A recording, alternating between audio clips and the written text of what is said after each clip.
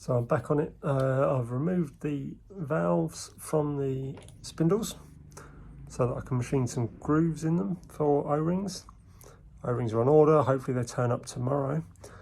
Bonus of this way these have been assembled is as long as I don't adjust the position of that nut, I don't change the timing, because there's a hole for a taper pin in this end.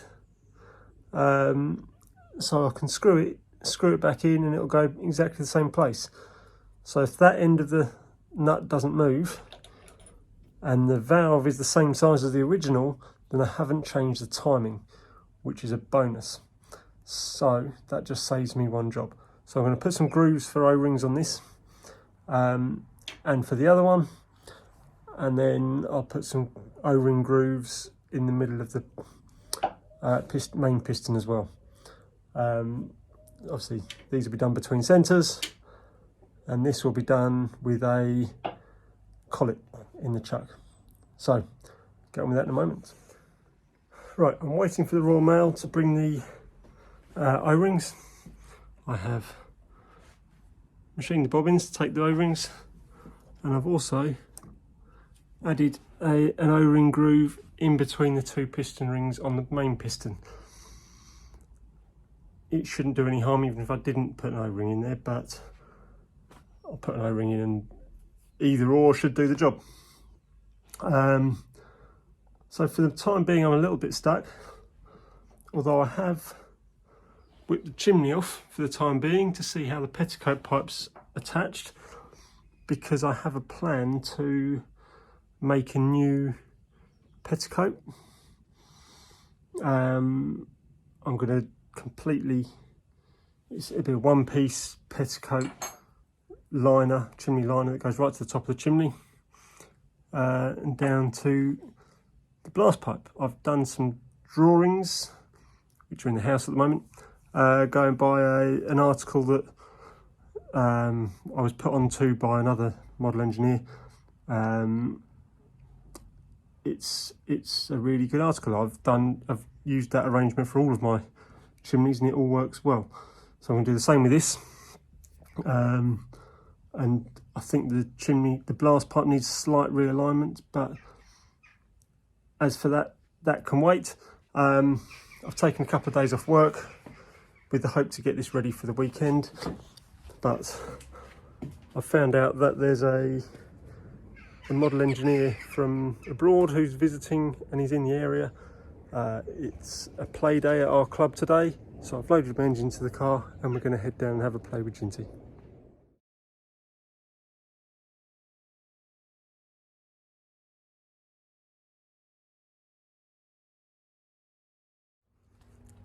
So I'm back from the club. Had a nice play day. A few engines there, a couple of nice locos. Didn't get many pictures. Too busy playing, to be honest. Had a good little run with Ginty. I've just unloaded it. There she is. It was the first run since cleaning the injectors, and they worked fine. They weren't keen at low pressure, but anything above sort of 40, 50 pound, they were working fine. So she's all good. She's ready for the weekend. Just as I was leaving this morning, there's a delivery, and it is the O-rings ready to go in the engine. So that is the job for now. Let's go. So one side is all fitted up. The other side, just thought I'd leave it like this to show you. 2 rings on each head, 1 ring on the main piston. I'll give them a nice oil up, split the rings on the main piston. I did have that commented to me a couple of times. I was never going to leave the 2 piston rings in the same place. I only had them in the same place to show in the video, to show the gap when one was just inserted into the bore and the gap when they were expanded. You'd never see them together if they were rotated. So I'm going to give this oil up, fit them to the bores, This side I've already put the taper pin in the crosshead, and in fact in the valve spindle it screws into the crosshead up here, and it's been pinned as well, which does mean that I've just screwed it in until the pin lined up, until the hole was lined up, dropped the taper pin in, and we're all good. So the timing should be spot on, as that's where it was before. So yeah, I'll get the other side done, bolt it back up, bolt the piston covers back on, then we should be able to try it on air. So I've put the valves back in. I did have a little experiment, and this side didn't seem to be running right. It was fighting it a little bit, didn't run particularly well. So I have just tweaked the position of the valve on the spindle. And then I went over, then it still didn't seem to run right. It seemed to be at a stage where the right hand side should be mid-stroke, and it still wasn't running right. So I took a closer look, and the return crank on this side, the right hand side, was set wrong. I've only roughly set it by eye now, but they were pinned. So they had taper pins that just clipped the shaft. So I had to take the taper pin out, readjust the return crank, and this is the result. So I can put on the regulator.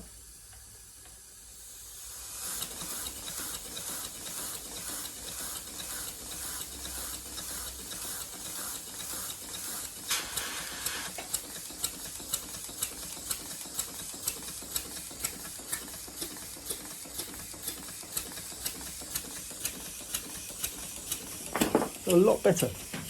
What I'm going to do now is pick my daughter up from school, but after that I'll come back, I'll put the front valve chest covers back on, and then just see if anything just needs tidying up anymore, because it sounds like there's a bit of compression there still, so who knows, the timing might just want tweaking ever so slightly.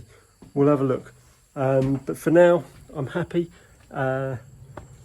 That's going to go back together and go to Pembury for the rally, just like that.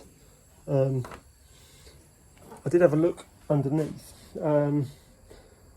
because when I discovered that the return crank was wrong, or in the wrong place, I thought, well, does that mean that the return crank slipped, or is the crank pin, sorry, the return crank can't slip because it's pinned to the crank pin. So is the crank pin slipped, or is it just been set in the wrong place, or is there a way that the crank pin's secured so that it can be moved? I had a look, I couldn't see any way of securing the crank pin, so I think they're pressed in. So it's either slipped or it got pinned in the wrong place in the first place. So either way, it's in the right place now, more or less. Might want a little bit of tweaking, but I think she's good to run. So we're going to have a play as it is, put it back together, see where we go.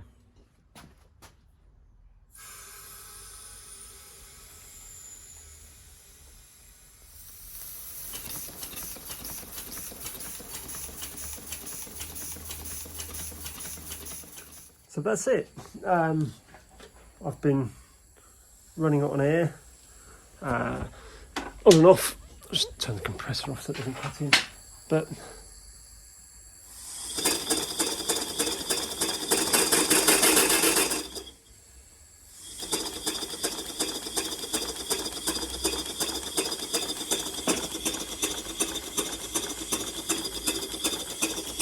I can hear a slight leak there.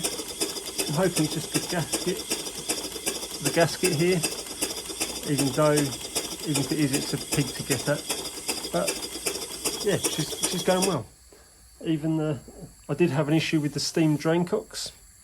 A couple of them were stuck open, but I've taken them apart, cleaned them, put it back together, ran it, opened the drain cocks, closed the drain cocks, and then one of the other ones stuck open. So I've had them apart as well. So for now it can go back together, and I'm going to put all the front back on so she can go to Wales this weekend. Let's have it. So, reassembly begins. And there we are, the front end is back together, bar the smoke deflectors. They can go back on tomorrow, the door can go back on tomorrow, and if I get time I'll make a new petticoat pipe and chimney sleeve. But for now, that is where she is being left. So we'll see you tomorrow. It seemed a shame not to leave you with a shot of it running, so